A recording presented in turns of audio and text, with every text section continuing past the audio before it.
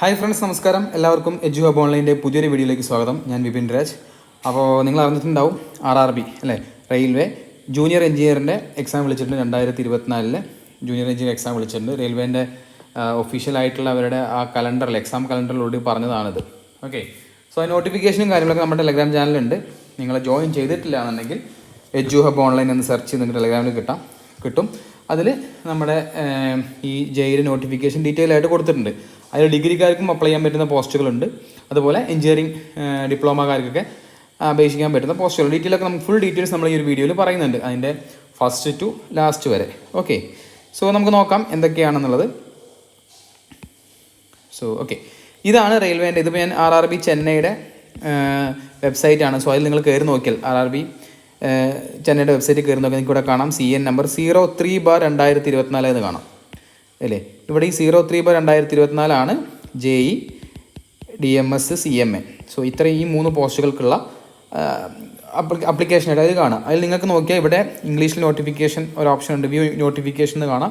So ഇംഗ്ലീഷിൽ notification, so അത് നിങ്ങൾ ക്ലിക്ക് ചെയ്ത് കഴിഞ്ഞാൽ നിങ്ങൾക്ക് ഈ ഒരു നോട്ടിഫിക്കേഷനാണ് വരിക. ഇത് അതിൻ്റെ ഒരു PDF ഫയലാണ്. ഓക്കെ, സോ ഇതിൽ നിങ്ങൾക്ക് കാണാം, ഇവിടെ നോക്കിയാൽ തന്നെ മനസ്സിലാവും, അതിൽ കൃത്യമായിട്ട് കൊടുത്തിട്ടുണ്ട്. Detail centralised employment notice CN number 03/2024. So അത് ഏതൊക്കെ പോസ്റ്റുകളാണ്? JE ഉണ്ട്, ഡിപ്പോ മെറ്റീരിയൽ സൂപ്പറിൻറ്റൻഡൻ്റ് ഉണ്ട്, കെമിക്കൽ ആൻഡ് മെറ്റലർജി അസിസ്റ്റൻ്റ് ഉണ്ട്, കെമിക്കൽ സൂപ്പർവൈസർ ഉണ്ട്, പിന്നെ മെറ്റലർജിക്കൽ സൂപ്പർവൈസർ. ഇതിനൊക്കെ പല ക്വാളിഫിക്കേഷൻസ് ആണ്. സോ ഡീറ്റെയിൽസ് എല്ലാം നമുക്ക് ഈ ഒരു വീഡിയോയിൽ എന്തൊക്കെയാണെന്ന് നോക്കാം. ഈ ഒരു വീഡിയോയിൽ നമുക്ക് എല്ലാം കവർ ചെയ്യുന്നുണ്ട് ഈ എക്സാമിനെ സംബന്ധിച്ച്, ആർക്കൊക്കെ എന്തൊക്കെയാണെന്നുള്ളത്. ആദ്യം തന്നെ ഇമ്പോർട്ടൻറ്റ് ഡേറ്റുകൾ നോക്കാം. ഇമ്പോർട്ടൻറ്റ് ഡേറ്റ് ആയിട്ട് വരുന്നത്, ഒന്ന് ഓപ്പണിംഗ് ഡേറ്റ് എന്ന് പറയുന്നത് 30/7. ഓക്കെ, ഈ മാസം 30-ാം തീയതി മുതൽ നിങ്ങൾക്ക് ഈ എക്സാമിന് വേണ്ടി ജൂലൈ അല്ലേ. സോ ജൂലൈ 30 മുതൽ നിങ്ങൾക്ക് ഈ എക്സാമിന് വേണ്ടി അപ്ലൈ ചെയ്യാം. അതേപോലെ ആപ്ലിക്കേഷൻ ഫീസ് ഉണ്ട്, അതൊക്കെ ഡീറ്റെയിൽസ് ഒക്കെ പറയാം. അത് നിങ്ങൾക്ക് 29/8, ഓക്കെ, അതായത് ഓഗസ്റ്റ് 29-ാം തീയതി രാത്രി വരെ നിങ്ങൾക്ക് എന്ത് ചെയ്യാം, അപ്ലൈ ചെയ്യാൻ പറ്റും. സോ അന്ന് വരെ നിങ്ങൾക്ക് ഇതിൻ്റെ ആപ്ലിക്കേഷൻ കൊടുക്കാം, അതേപോലെ എക്സാം ഫീസും അടയ്ക്കാം. ഓക്കെ, സോ അത് കഴിഞ്ഞിട്ട് പിന്നെ വരുന്നൊരു കാര്യം എന്ന് പറഞ്ഞാൽ ഏജ് ലിമിറ്റാണ്. നമുക്കറിയാം അടുത്ത് എത്ര ഏജ് വരെയുള്ള ആളുകൾക്ക് ഈ സാധനം അപ്ലൈ ചെയ്യാൻ പറ്റും എന്നുള്ളത് നോക്കാം. ഏജ് ലിമിറ്റും ബാക്കി കാര്യങ്ങളൊക്കെ ഇതിൽ പറയുന്നുണ്ട്. അതിൽ chemical supervisor, research and metallurgical supervisor, അങ്ങനെയുള്ള ഈ ഒരു സെറ്റ് ഓഫ് പോസ്റ്റുകൾക്ക് അത് ലെവൽ 7 പോസ്റ്റുകളാണ്. അതിൻ്റെ ഇനീഷ്യൽ പേ എന്ന് പറയുന്നത് നിങ്ങൾക്ക് ഇവിടെ നോക്കാം 44,900 രൂപയാണ്. ഓക്കെ, 44,900. അതായത് ഇത് ഇൻ ഹാൻഡ് കിട്ടുന്ന പൈസയല്ല, ഇത് ഇനീഷ്യൽ ബേസിക് പേ മാത്രമാണ്. ഇപ്പോൾ നിങ്ങൾക്കറിയാം റെയിൽവേനൊക്കെ സംബന്ധിച്ച് ബേസിക് പേ എന്ന് പറയുന്നത് ഇതാണെങ്കിലും അതിൻ്റെ ഇപ്പോൾ DA എത്രയാണ്? DA 50% ആണ് അല്ലേ. സോ 44,000, ഇപ്പോൾ 45 രൂപ, 45,000 എന്ന് കണക്കാക്കിയാൽ പോലും അതിൻ്റെ പകുതി എന്ന് പറഞ്ഞാൽ എത്രയാണ്? 22,500 രൂപ ഇതിൻ്റെ കൂടെ വീണ്ടും കൂടും. അപ്പോൾ അത്യാവശ്യം നമ്മുടെ കയ്യിൽ കിട്ടുന്നത് ഒരു അത്യാവശ്യം വലിയൊരു എമൗണ്ട് ആയിരിക്കും. ഓക്കെ, സോ ഏതാണ്ട് ഒരു 60-70 രൂപയുടെ മുകളിൽ നമുക്കൊരു മാസം ഇത് മാത്രം കണക്കാക്കാം. ഇതിന് പുറമെ അലവൻസും ബാക്കി കാര്യങ്ങളൊക്കെ ഉണ്ട്. അപ്പോൾ ഇനീഷ്യൽ പേ ആണ് ഈ പറയുന്നത്. അതേപോലെ തന്നെ JE ബാക്കി കാറ്റഗറിക്ക് ആണെങ്കിൽ 35,400 നിങ്ങൾക്ക് ബേസിക് പേ ആയിട്ട് നിങ്ങളുടെ കയ്യിൽ കിട്ടുന്നത്. ബേസിക് പേ, അതിൻ്റെ ഒപ്പം ഞാൻ വെറും DA മാത്രമാണ് കണക്കാക്കിയുള്ളത്. ഇപ്പോൾ കൊടുക്കുന്ന സെൻട്രൽ ഗവൺമെൻറ് പോസ്റ്റുകൾക്ക് ഇപ്പോൾ കൊടുക്കുന്ന DA 50% ആയതുകൊണ്ട് ഇതിൻ്റെ കൂടെ ഇതിൻ്റെ 50% കൂടി ആഡ് ആവും. പിന്നെ ബാക്കി അലവൻസുകൾ ഒരുപാടുണ്ട്. നിങ്ങൾക്ക് ട്രാവലിംഗ് അലവൻസ്, അങ്ങനെ ഇഷ്ടംപോലെ അലവൻസുകളുണ്ട്. സോ നിങ്ങളുടെ കയ്യിൽ കിട്ടുന്ന എമൗണ്ട് എന്ന് പറഞ്ഞാൽ ഏതാണ്ട് ഈ 35,000 എന്ന് പറയുമ്പോൾ നമുക്കറിയാം ഒരു 17,500 ആ റേഞ്ചിൽ വീണ്ടും കൂടും. ഓക്കെ, അപ്പോൾ ഒരു 65,000 രൂപ നിങ്ങൾക്ക് ഇനീഷ്യൽ നിങ്ങളുടെ കയ്യിൽ കിട്ടുന്ന തരത്തിലുള്ള ഒരു പോസ്റ്റുകളാണ്. അപ്പോൾ അതുകൊണ്ടാണ് ഞാൻ പറയുന്നത് ഇത് അത്യാവശ്യം നല്ല പോസ്റ്റുകളാണ്. നിങ്ങൾക്ക് ഇനീഷ്യൽ നല്ലൊരു എമൗണ്ട് നിങ്ങളുടെ കയ്യിലേക്ക് വരും. 60,000-70,000 രൂപ, അതിനേക്കാൾ മുകളിലേക്ക് നിങ്ങൾക്ക് മാസം തുടക്കത്തിൽ തന്നെ നിങ്ങൾക്ക് കിട്ടും. ഓക്കെ, പിന്നെ ഇതിൽ പറയാം, ഇതിൽ ഈ ഒരു പോസ്റ്റ് കെമിക്കൽ സൂപ്പർവൈസറിൻ്റെ മെറ്റലർജിക്കൽ സൂപ്പർവൈസറിൻ്റെ പോസ്റ്റ് RRB ഗോരഖ്പൂർ മാത്രമേ ഉള്ളൂ. ഓക്കെ, ബാക്കി പോസ്റ്റുകൾ നമ്മളെല്ലാ RRBയിലും ഉണ്ട്. അപ്പോൾ ഈ ഒരു പോസ്റ്റ് നമ്മൾ മലയാളികളാരും പ്രിഫർ ചെയ്യുമെന്ന് എനിക്ക് തോന്നുന്നില്ല. ഇല്ലെങ്കിൽ അവിടെ പോയി വർക്ക് ചെയ്യാൻ താല്പര്യമുള്ള ആളുകൾ, സാധാരണ ഞാൻ കണ്ടിടത്തോളം ആരും അങ്ങനെ ദൂരത്ത് പോയി വർക്ക് ചെയ്യാൻ ആഗ്രഹിക്കുന്ന ആളുകളല്ല. പക്ഷേ നിങ്ങൾക്ക് അങ്ങനെയുള്ള താല്പര്യമുണ്ട് എന്നുണ്ടെങ്കിൽ തീർച്ചയായിട്ടും നിങ്ങൾക്ക് അപ്ലൈ ചെയ്യാൻ പറ്റുന്ന പോസ്റ്റുകളാണ് കേട്ടോ. അത് കഴിഞ്ഞിട്ട് പിന്നെ ട്രാൻസ്ഫറിൽ വേറെ വരുന്ന കാര്യങ്ങളൊക്കെ ആലോചിച്ച് നോക്കാവുന്നതാണ്. പിന്നെ ഏജ് റിലാക്സേഷൻ എന്ന് പറയുന്നത്, ഏജ് എന്ന് പറയുന്നത് നിങ്ങൾ 18 വയസ്സ് മുതൽ 36 വയസ്സ് വരെ നിങ്ങൾക്ക് അപ്ലൈ ചെയ്യാം. ഇതിലൊരു സംഭവമാണ്, എന്തുകൊണ്ടാണ് 36? സാധാരണ റെയിൽവേ പറയുന്നത് 18 to 30 എന്ന് 33 സാധാരണ പറയാറ്. ഇത്തവണ 36 ആയത് എന്തുകൊണ്ടാണെന്ന് വെച്ചാൽ 3 വർഷത്തെ ഒരു ഏജ് റിലാക്സേഷൻ ഇവിടെ കൊടുത്തിട്ടുണ്ട്. COVID-19 കാരണം അല്ലേ, കൊറോണ കാരണം നമുക്കൊരു 3 വർഷം നഷ്ടപ്പെട്ടായിരുന്നു. സോ അത് കാരണം ആ ഒരു 3 വർഷത്തെ ഏജ് റിലാക്സേഷൻ ഉള്ളത് കൊണ്ടാണ് ഇതെല്ലാവർക്കും ഉണ്ട്. അപ്പോൾ 18 to 36 വയസ്സിനുള്ളിലുള്ള ആർക്ക് വേണമെങ്കിലും അപ്ലൈ ചെയ്യാം. പ്ലസ് ഇതിന് പുറമെ നിങ്ങൾ OBC ആണെങ്കിൽ ഒരു 3 വർഷം കിട്ടും, SC/ST ആണെങ്കിൽ 5 വർഷം കിട്ടും. സോ അത്തരത്തിൽ ഒരു OBC ആണെങ്കിൽ നിങ്ങൾക്ക് 39 വയസ്സ് വരെയുള്ള ആളുകൾക്ക് ഈ സാധനത്തിന് അപ്ലൈ ചെയ്യാം. അത് ഈ ഒരു വർഷം മാത്രമുള്ളതാണ്. അടുത്ത വർഷം മുതലൊന്നും ഈ 3 വർഷത്തെ ഏജ് റിലാക്സേഷൻ കൊടുക്കില്ല. അപ്പോൾ ഈ വർഷത്തെ എല്ലാ റെയിൽവേയുടെ എക്സാമിനും നിങ്ങൾക്ക് എന്തുണ്ട്, ഈ പറയുന്ന റിലാക്സേഷൻ കിട്ടും. ഓക്കെ, ഈ വർഷം വിളിച്ച എല്ലാ എക്സാമിനും ഇത് കൊടുത്തിട്ടുമുണ്ട്. പിന്നെ മൊത്തം വാക്കൻസി എന്ന് പറയുന്നത് ഈ 17 വിട്ടോ, അതല്ലാത്ത വാക്കൻസി എന്ന് പറയുന്നത് 7934. അതും കൂടി കൂട്ടിക്കഴിഞ്ഞാൽ 7951 വാക്കൻസി ഓൾ ഓവർ ഇന്ത്യ ഉണ്ട്. അത് ഞാൻ നമ്മുടെ സദേൺ സൈഡിലുള്ള RRB ചെന്നൈ, തിരുവനന്തപുരത്തേക്ക് വാക്കൻസി സെപ്പറേറ്റ് ചെയ്യുന്നത് പറയാം കേട്ടോ. സോ ഇത് നിങ്ങൾക്ക് മനസ്സിലായിട്ടുണ്ടാവുന്നതായിരിക്കും എത്രയാണ് നിങ്ങളുടെ കയ്യിൽ കിട്ടുക. അത്യാവശ്യം നല്ലൊരു എമൗണ്ട് നിങ്ങളുടെ കയ്യിൽ, തുടക്കത്തിൽ ഇത്രയും സാലറിയിൽ റെയിൽവേയുടെ എല്ലാ ആനുകൂല്യങ്ങളും കിട്ടിക്കൊണ്ട് ഒരു ജോലി എന്ന് പറയുന്നത് ചില്ലറ കാര്യമല്ല. ഓക്കെ, സോ അതവിടെ നിൽക്കട്ടെ. പിന്നെ പല ഡിപ്പാർട്ട്മെൻറ്റിൽ അതിനൊക്കെ പറയുന്ന ഒരുപാട് കാര്യങ്ങളുണ്ട്. അതൊക്കെ ഡിപ്പാർട്ട്മെൻറ്റിൽ എങ്ങനെയൊക്കെയാണെന്നുള്ളതൊക്കെ അറിയാം. Okay, so scale of pay already നമ്മൾ പറഞ്ഞു കഴിഞ്ഞു. എന്താണ് 35,400 ഇത് എന്നുള്ളത് ബേസിക്കാണ്. പ്ലസ് ഇതിൻ്റെ 50% DA ആയിട്ട് കിട്ടും. ഓക്കെ, പിന്നെ ബാക്കി TA, ബാക്കി അലവൻസുകൾ കാര്യങ്ങളൊക്കെ കൂടിയായിട്ട് നിങ്ങൾക്ക് നല്ലൊരു എമൗണ്ട് കയ്യിൽ വരുന്നത് ഞാൻ ഓൾറെഡി പറഞ്ഞു. ഓക്കെ, പിന്നെ അതിൽ എക്സാമിൻ്റെ 2 സ്റ്റേജ് എക്സാം ഉണ്ടാവും. 2 സ്റ്റേജ് എക്സാമാണ്. ഒന്ന് CBT 1 ഉണ്ടാവും, അത് കഴിഞ്ഞിട്ട് CBT 2 ഉണ്ടാവും, പിന്നെ ഡോക്യുമെൻറ്റ് വെരിഫിക്കേഷൻ ഉണ്ടാവും. ഈ 2 എക്സാമാണ് 2 പിന്നെ അത് കഴിഞ്ഞ് ഡോക്യുമെൻറ്റ് വെരിഫിക്കേഷൻ, അത് കഴിഞ്ഞ് മെഡിക്കൽ എക്സാം. ഇങ്ങനെ 4 സ്റ്റേജുകളാണ് ഈ സെലക്ഷൻ പ്രോസസ് ആയിട്ടുള്ളത്. CBT 1 എന്തായാലും കമ്പ്യൂട്ടർ ബേസ്ഡ് ടെസ്റ്റ് എന്നാണ് ഉദ്ദേശിക്കുന്നത് കേട്ടോ. കമ്പ്യൂട്ടർ ബേസ്ഡ് ടെസ്റ്റ് ഉണ്ട്.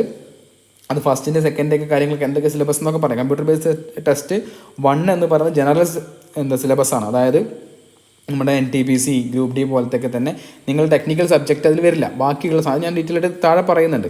ഓക്കെ, പിന്നെ അങ്ങനെ ആ ഫസ്റ്റ് സ്റ്റേജ് ആർക്ക് വേണമെങ്കിലും ഈസി ആയിട്ട് ക്രാക്ക് ചെയ്യാന്ന് വെച്ചാൽ നിങ്ങൾ ടെക്നിക്കൽ സബ്ജക്റ്റ് ഇല്ല.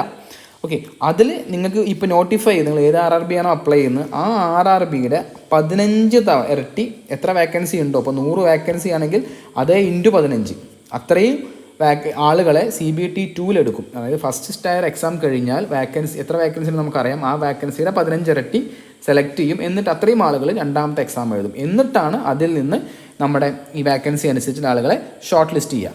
ഓക്കെ, സോ അതാണ് ഒരു കാര്യം പറയാനുള്ളത്. പിന്നെ നെഗറ്റീവ് മാർക്കിംഗ് ഉണ്ട്. 1/3 നെഗറ്റീവ് മാർക്കിംഗ് എന്തായാലും നിങ്ങൾക്ക് ഉണ്ടാവും. എത്ര ക്വസ്റ്റൻ എന്നൊക്കെ ഞാൻ പറഞ്ഞുതരാം അടുത്തതിൽ. ഓക്കെ, പിന്നെ അടുത്ത കാര്യം മെഡിക്കൽ സ്റ്റാൻഡേർഡാണ്. ഇത് ഞാൻ ഡീറ്റെയിൽ ആയിട്ട് പറയുന്നില്ല. A3 വേണം, B1, B2, C1 ഇങ്ങനെ കുറേ മെഡിക്കൽ സ്റ്റാൻഡേർഡൊക്കെ ഉണ്ട്. ഓക്കെ, ഫിസിക്കലി ഫിറ്റ് ആവണമെന്നുള്ള കാര്യങ്ങളൊക്കെ ഉണ്ട്. നിങ്ങളൊന്ന് പോസ് ചെയ്ത് വായിച്ചു നോക്കും. പറയുകയാണെങ്കിൽ കുറേ ഉണ്ട്. അതുകൊണ്ട് നമ്മളത് വിട്ട് മെഡിക്കൽ സ്റ്റാൻഡേർഡൊക്കെ നിങ്ങൾക്ക് ഇല്ലെങ്കിൽ നമ്മുടെ ടെലഗ്രാം ചാനൽ നോക്കിയാൽ നിങ്ങൾക്ക് കിട്ടും കേട്ടോ. ഓക്കെ, ഇനി അടുത്തത് എക്സാം ഫീസാണ്. എക്സാം ഫീസ് ആർക്കൊക്കെയാണെന്ന് വെച്ചാൽ SC/ST, അതേപോലെ ex serviceman, female, transgender, minorities ഇങ്ങനത്തെ ഇവർക്കൊക്കെ എന്താണ് 250 രൂപയാണ് എക്സാം ഫീസ് വരുന്നത്. അതല്ലാത്ത ബാക്കി ഔട്ട് ഓഫ് ദിസ് ഫീ എല്ലാവർക്കും എന്തുണ്ട് 500 രൂപ എക്സാം ഫീസ് ഉണ്ട്. ഈ 500 രൂപയും അല്ലെങ്കിൽ 250 രൂപയൊക്കെ ഇതിൽ ഈ സെക്കൻഡ് കാറ്റഗറി ഓഫ് ആളുകൾ, okay, SC/ST, ex serviceman, female, transgender ഇങ്ങനെയുള്ള ഈ ഒരു കാറ്റഗറി ഓഫ് ആളുകൾക്ക് ആ 250 രൂപയും ഒരു എക്സാം തിരിച്ചു കിട്ടും. 250 രൂപയിൽ നിന്ന് ബാങ്ക് ചാർജുകൾ കുറച്ചിട്ട്. ഓക്കെ, അതെങ്ങനെയാണെന്ന് വെച്ചാൽ നമ്മൾ പറഞ്ഞു CBT 1 ഉണ്ട്, CBT 2 ഉണ്ട് അല്ലേ, രണ്ട് എക്സാം ഉണ്ട്. ഈ CBT 1 നിങ്ങൾ എഴുതുകയാണെങ്കിൽ ആ എഴുതിയ ആളുകൾക്കൊക്കെ ഈ സെക്കൻഡ് കാറ്റഗറി ആളുകൾക്ക് ബാങ്ക് ചാർജ് കഴിഞ്ഞിട്ട് 250 നിന്ന് ബാക്കി എത്രയാണെന്ന് വെച്ചാൽ അത് നിങ്ങൾക്ക് തിരിച്ചു കിട്ടും. അതേപോലെ തന്നെയാണ് ഫസ്റ്റ് ടൈപ്പ് കാറ്റഗറി ആളുകൾക്ക് നിങ്ങൾ എക്സാമിന് അപ്ലൈ ചെയ്തു, എന്നിട്ട് ഫസ്റ്റ് ടയർ എക്സാം CBT 1 എഴുതി കഴിഞ്ഞാൽ നിങ്ങൾക്ക് 400 രൂപ തിരിച്ചു കിട്ടും. 400 രൂപയിൽ നിന്ന് പിന്നെ എന്ത് വെച്ചാൽ ബാങ്ക് ചാർജ് കുറയ്ക്കും. ഓക്കെ, ചെറിയ ബാങ്ക് ചാർജ് ഉണ്ടാവും. അതും കുറച്ച് ബാക്കി എമൗണ്ട് നിങ്ങളുടെ അക്കൗണ്ടിലേക്ക് കയറും. ഓക്കെ, അപ്പോൾ ഇനീഷ്യലി എക്സാം ഫീസ് ഇത്രയൊക്കെയാണ് എന്ന് പറഞ്ഞിട്ട് 500 രൂപ എന്നല്ല, ബാക്കി നിങ്ങൾക്ക് തിരിച്ച് കയറും. പക്ഷേ ഒരു പ്രൊവൈഡർ ഒരു കണ്ടീഷൻ ഉണ്ട്. അതായത് ഫസ്റ്റ് സ്റ്റേജ് എക്സാം എഴുതിയാൽ മാത്രമേ നിങ്ങൾക്ക് ആ എമൗണ്ട് റീഫണ്ട് കിട്ടുള്ളൂ. അല്ലാതെ നിങ്ങൾ എക്സാമിന് അപ്ലൈ ചെയ്തു, പൈസയും കൊടുത്തു, ഫസ്റ്റ് സ്റ്റേജ് എക്സാം എഴുതിയില്ല എന്ന് പറഞ്ഞാൽ നിങ്ങൾക്ക് റീഫണ്ട് വരില്ല. ക്ലിയർ അല്ലേ? സോ ഇത് റെയിൽവേ ഓൾറെഡി ഫോളോ ചെയ്ത് വരുന്നൊരു പ്രൊസീജിയറാണിത്.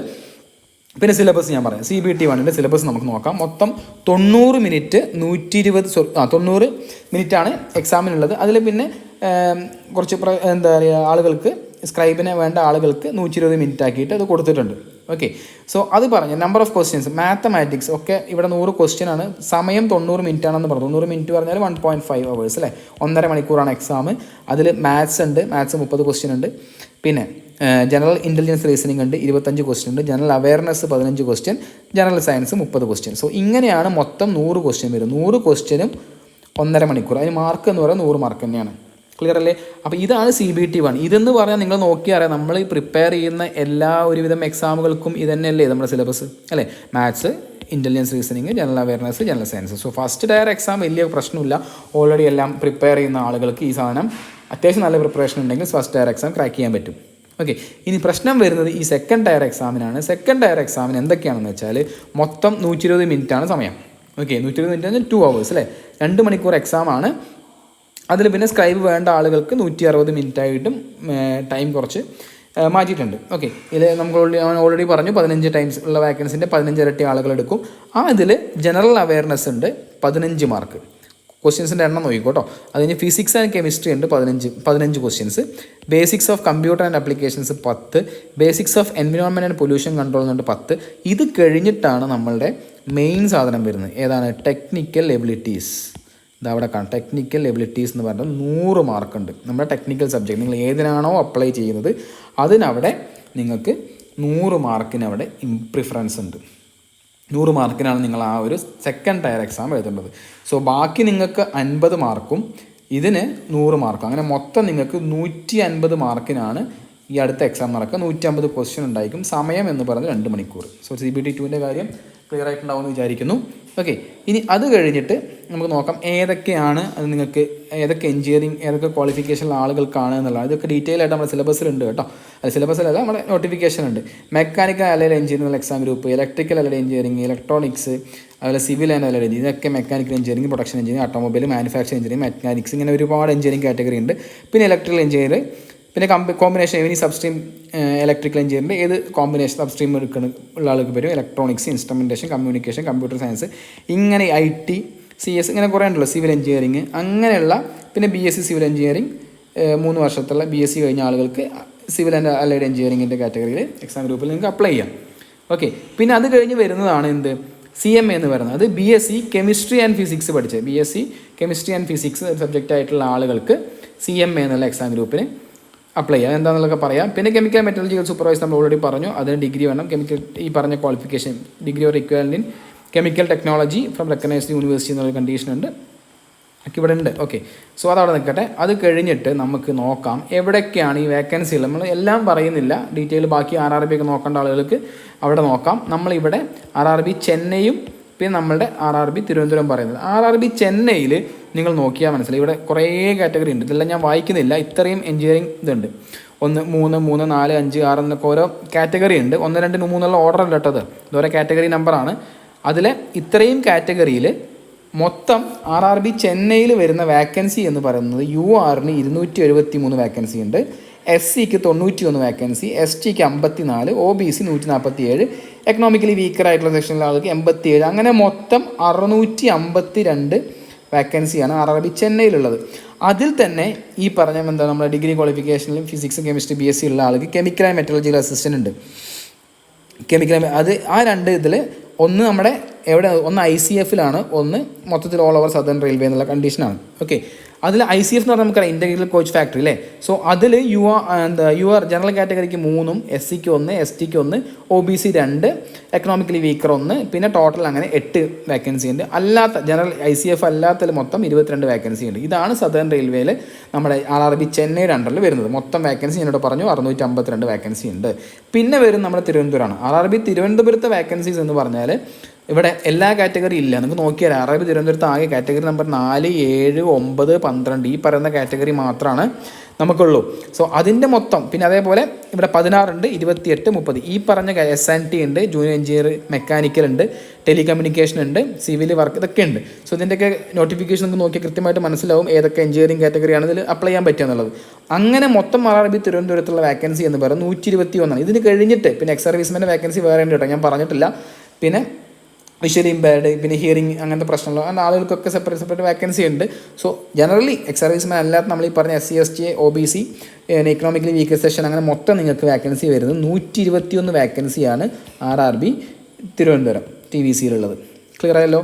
അപ്പോൾ ഇവിടെ നമ്മുടെ RRB ചെന്നൈ വരുന്ന 652 ഇവിടെ RRB ഇത്രയും കാറ്റഗറി മാത്രമേ ഇവിടെ വാക്കൻസി ഉള്ളൂ എന്നുള്ളത് കൊണ്ടാണ് അവിടെ മൊത്തം 121 വാക്കൻസി ഉള്ളത്. സോ ക്ലിയർ ആയല്ലോ. അപ്പോൾ ഇത്രയും കാര്യങ്ങളാണ് നമ്മളുടെ RRB JEൻ്റെ കാര്യത്തിൽ പറയാനുള്ളത്. JE ഉണ്ട്, CMA ഉണ്ട് ഈ പറഞ്ഞത്. ഇപ്പോൾ ഇവിടെ നോക്കിയാൽ അറിയാം ഈ നമ്മൾ ഈ കെമിക്കൽ ആൻഡ് മെറ്റീരിയൽസ് CMA എന്ന് പറയുന്ന പോസ്റ്റിന് RRB തിരുവനന്തപുരത്ത് എവിടെയും വാക്കൻസി ഇല്ല. ഓക്കെ, സോ ഇത്രയും കാര്യങ്ങളാണ് നിങ്ങൾക്ക് ഈ ഒരു വീഡിയോയിൽ എനിക്ക് പറയാനുള്ളത്. സോ നിങ്ങൾ കാര്യങ്ങൾ മനസ്സിലായിട്ടുണ്ടാവുമെന്ന് വിചാരിക്കുന്നു. എന്താണ് JE, എത്രയാണ് സാലറി, എന്തൊക്കെയാണ് ഏജ് റിലാക്സേഷനും കാര്യങ്ങളും എന്തൊക്കെയാണ്, ഏതൊക്കെയാണ് സിലബസ്, എത്രത്തോളം ഉണ്ട്, അങ്ങനെ ബാക്കി കാര്യങ്ങളൊക്കെ നിങ്ങൾക്ക് മനസ്സിലായിട്ടുണ്ടാവും എന്ന് വിചാരിക്കുന്നു. സോ എക്സാം നിങ്ങൾക്ക് എപ്പോൾ പ്രതീക്ഷിക്കാമെന്ന് വെച്ചാൽ 2025 പ്രതീക്ഷിച്ചാൽ മതി exam. Okay, so first tier clear ആവണമെങ്കിൽ നിങ്ങൾ കോമൺ ആയിട്ട് എല്ലാ എക്സാമിനും കൂടി പഠിക്കുന്ന കാര്യങ്ങൾ മാത്രം പഠിച്ചാൽ മതി. പക്ഷേ സെക്കൻഡ് ടയറിലാണ് നിങ്ങൾക്ക് എന്ത് വരുന്നത്, നിങ്ങളുടെ ടെക്നിക്കൽ സബ്ജക്റ്റ് വരുന്നത്. സോ ആ സമയമാകുമ്പോഴേക്കും എന്ത് ചെയ്യുക, അത്യാവശ്യം ടെക്നിക്കൽ സബ്ജക്റ്റ് പഠിച്ചെടുത്താൽ നിങ്ങൾക്ക് ഇനീഷ്യലി നല്ല സാലറി ഉള്ളൊരു പോസ്റ്റിലേക്ക് കയറാം. അത് ആദ്യം നിങ്ങൾ ജൂനിയർ എഞ്ചിനീയർ ആയിട്ട് കയറും, ജെയുടെ കാര്യം പറയാം, അത് കഴിഞ്ഞാൽ സീനിയർ എഞ്ചിനീയർ ആയിട്ട് കയറും അല്ലേ, സീനിയർ സെക്ഷൻ എഞ്ചിനീയർ ആയിട്ട് കയറും, അത് കഴിഞ്ഞ് അങ്ങനെ അടുത്ത പോസ്റ്റുകളിലേക്ക് നിങ്ങൾക്ക് കയറാം. നല്ല പ്രൊമോഷൻ സാധ്യതയൊക്കെയുള്ള നല്ല പോസ്റ്റുകളാണ്, അത്യാവശ്യം നല്ല സാലറി ഉള്ള പോസ്റ്റുകളാണ്. പക്ഷേ ആ സാലറി ഉള്ളത് കൊണ്ട് തന്നെ എത്തിപ്പെടണമെങ്കിൽ ഈ പറഞ്ഞ പോലത്തെ 2 ടയർ എക്സാം പ്ലസ് അതിലൊരു ടെക്നിക്കൽ സബ്ജക്റ്റും കൂടി നിങ്ങൾ പഠിക്കണം. ഓക്കെ, സോ ഇത്രയും കാര്യങ്ങളാണ് നമുക്ക് പറയാനുള്ളത്. ഡീറ്റെയിൽഡ് ആയിട്ടുള്ള നോട്ടിഫിക്കേഷൻ വേണമെങ്കിൽ ഒന്നുമില്ലെങ്കിൽ നമ്മുടെ RRBയുടെ സൈറ്റിൽ കയറുക, അല്ലെങ്കിൽ നമ്മളുടെ ടെലഗ്രാം ചാനൽ ജോയിൻ ചെയ്യുക. ഓക്കെ, ടെലഗ്രാമിൽ ജോയിൻ ചെയ്യാത്തവരുണ്ടെങ്കിൽ ഒന്ന് ജോയിൻ ചെയ്യുക. താഴെ ഞാൻ ലിങ്ക് ഡിസ്ക്രിപ്ഷനിലൊക്കെ കൊടുക്കാം. സോ അത് കഴിഞ്ഞിട്ട് അടുത്ത എക്സാമുകളൊക്കെ വരുന്നുണ്ട്, അതിൻ്റെ അപ്ഡേഷനൊക്കെ നമ്മുടെ ടെലഗ്രാം ചാനൽ ഇടുന്നതായിരിക്കും. So thanks for watching, have A nice day.